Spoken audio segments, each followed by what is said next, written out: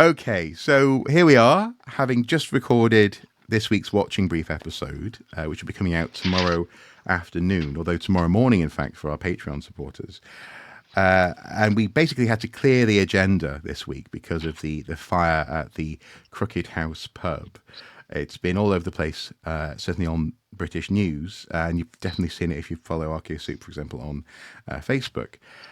And we figured this was a good opportunity to talk a little bit about how we make these watching briefs and encourage you to help us to keep on making them. In fact, Mr. Brockman there is so relaxed that he's currently out in the garden of House Brockman.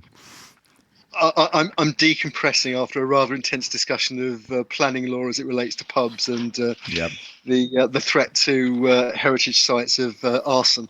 Yeah, so, and of course the possibility. I'm sat here. I'm sat here with a cup of tea and a dog.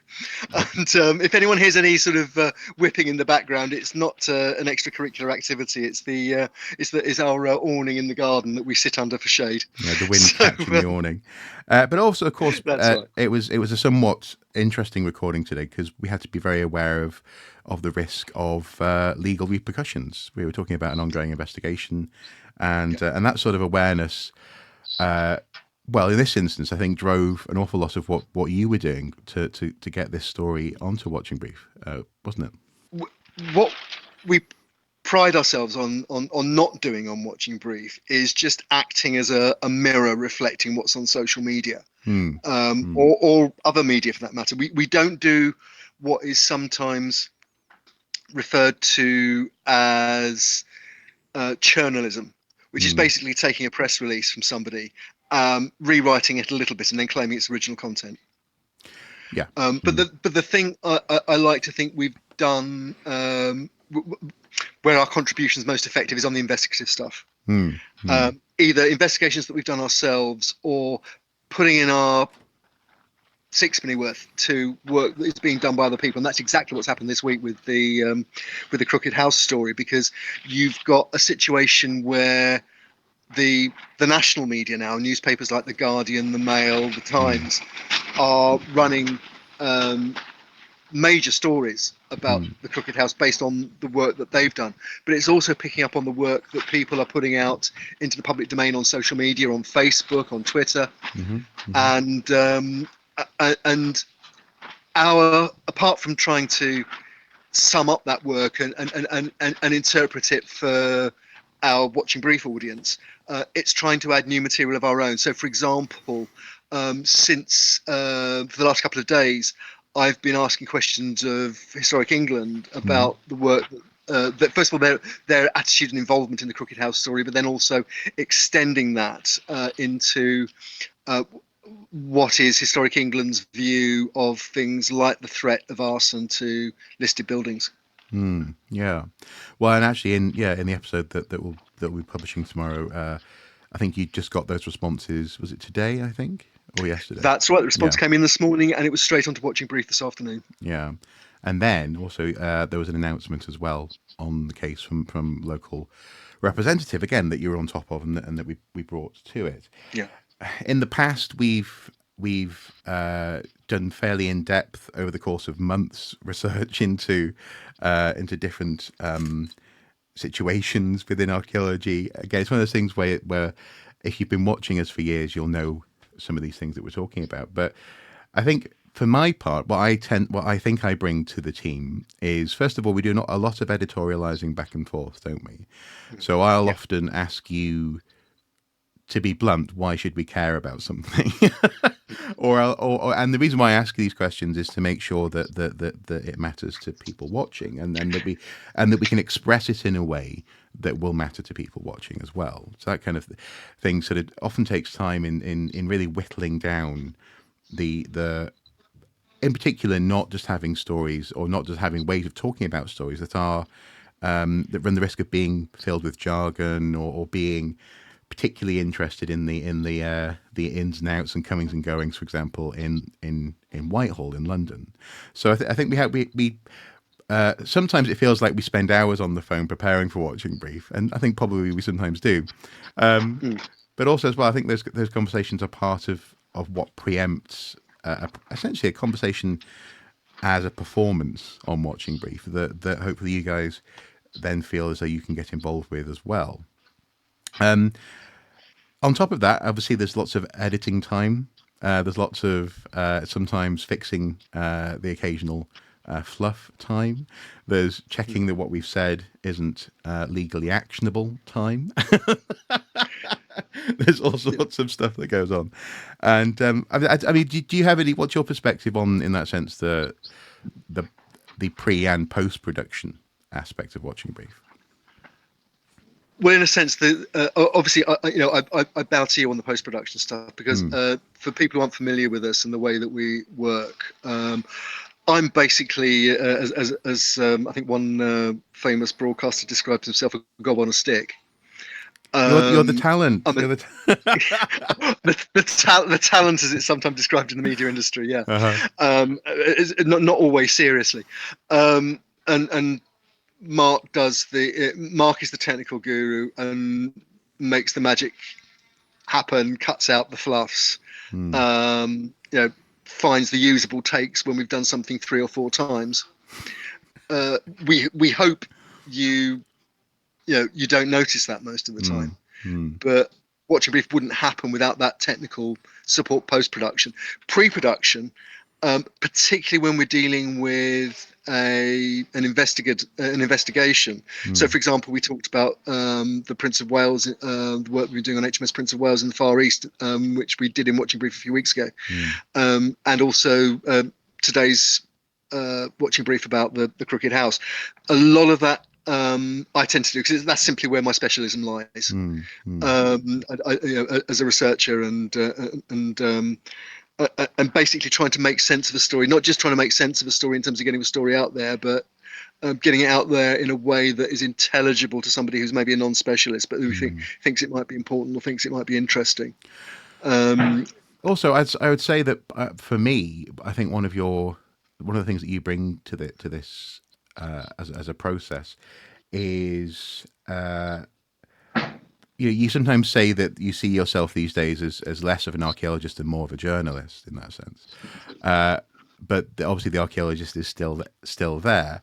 And so occasionally I'll be very passionate about something again behind the scenes or off camera. I'll be saying, why aren't we talking about this? Or why aren't we going, being really clear about that person, for example, or this thing or that happening. And you bring a sort of a slightly cooler head when it comes to some of these issues, but also as well, I have to say, patience, because one of the things that I'm finding interesting about this way of working, and that I suspect is something that comes into all manner of journalism in that sense, is just building your case. You build up a body of evidence. You have various folders going. You have the patience and the insight to actually look for things. And sometimes I'm bringing stuff to the table in that case, or I'll flag things for you. But often you're not often, more often than not, you're the one who's sifting through it, and you have you have that information. That is a slow and steady process. So it's not just the weekly shows. It's also, I think, I'm enjoying the fact that we have larger projects. That said, though, this summer has really highlighted how we wanted to be able to, for example, travel to certain locations and film on site, or interview people in person, this kind of thing, and we just can't. We've reached a point where growth and development is limited, frankly, by monetary concerns, and also actually the ongoing nature of Watching Brief. All the work we put into it every week is something that's being crystallized in contrast to monetary concerns. We both have partners, for example, who are aware of the work that we do.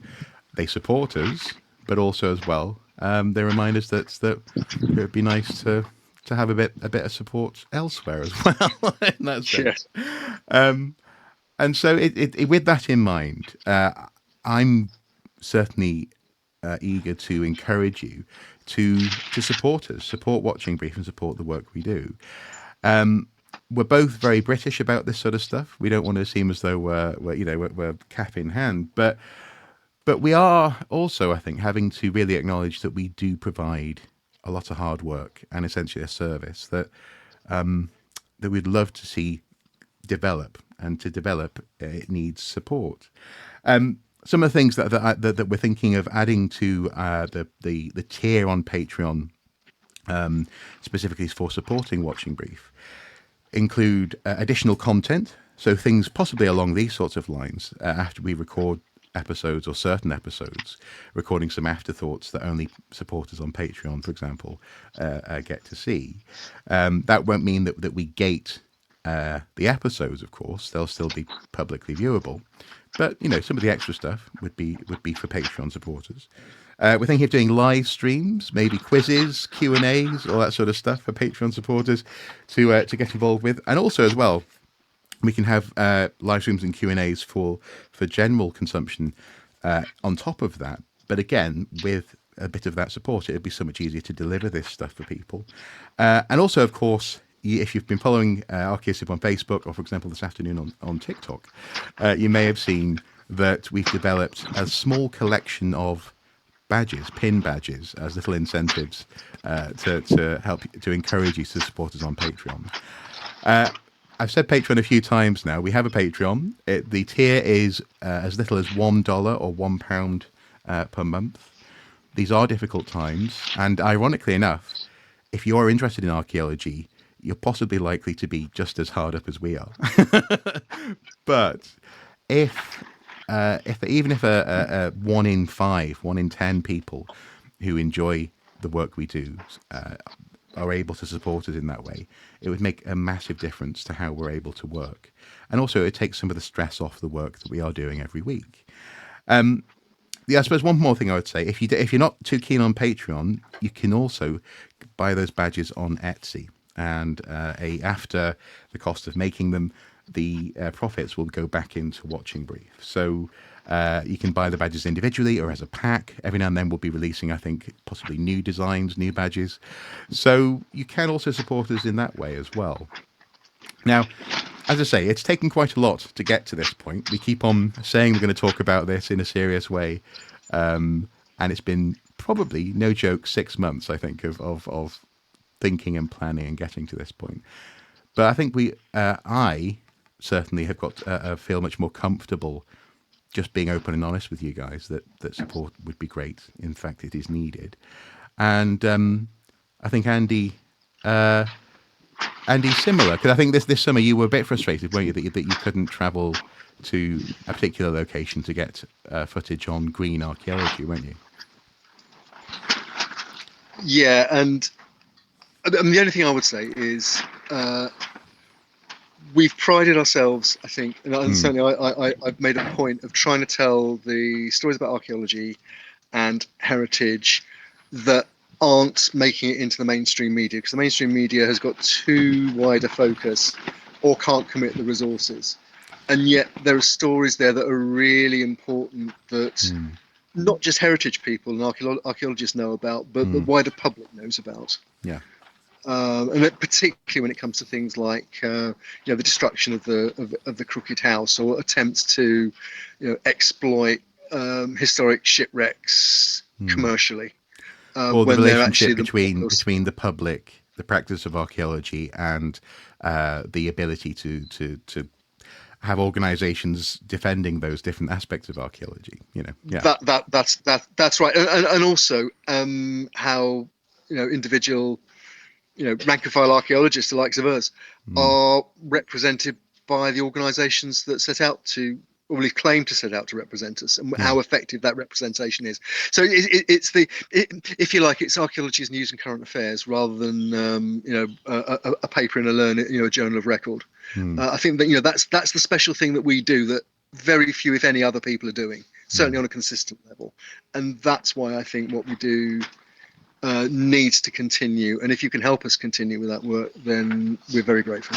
Yeah, and we'll continue to add to this offering on, especially on Patreon, as and when we can. I think basically the less stressful it is to produce Watching Brief, I think the more creative we'll be able to be in both producing it, but also in interacting with you guys. So as I say, it's taken two British blokes quite a lot to record this, sit down and do it, but we finally are, and hopefully you guys can support us or consider buying a pin, or at the very least share Watching Beef around. Tell other interested archaeologists and people who are interested in history about Watching Brief, just to try and grow the audience as well, because that's another aspect that would definitely help. Yeah. Right. Well, thank you guys for watching. Thank you for considering. Thank you for your time in the back garden there. Is the wind picking up, or is there another creature around you? Yeah, it's not quite blowing a hoolie, but just in the time we've been talking, the wind's come up a bit. So yeah, as I said, if people hear a sail whipping in the background, I'm not voyaging down the Thames. I'm not moved from where we started. But yeah, we missed it's getting a little bit interesting. We missed a trick. We should have said, "Poor Andy's just been kicked out of his house. Yeah. he needs your help." No. Okay, great. Well, you take care, Andy. You have a good evening. Thank you for watching, guys, and we look forward to seeing what you think of work we've got coming in the near future. There's some interesting episodes, and the episode that was going to be coming out this week but was pushed back off the agenda by the Cricket House with regards to law changes in Poland and metal detecting. That should be coming, I think, next week, so keep an eye out for that. Anyway, until then, take care. Bye-bye. Bye-bye.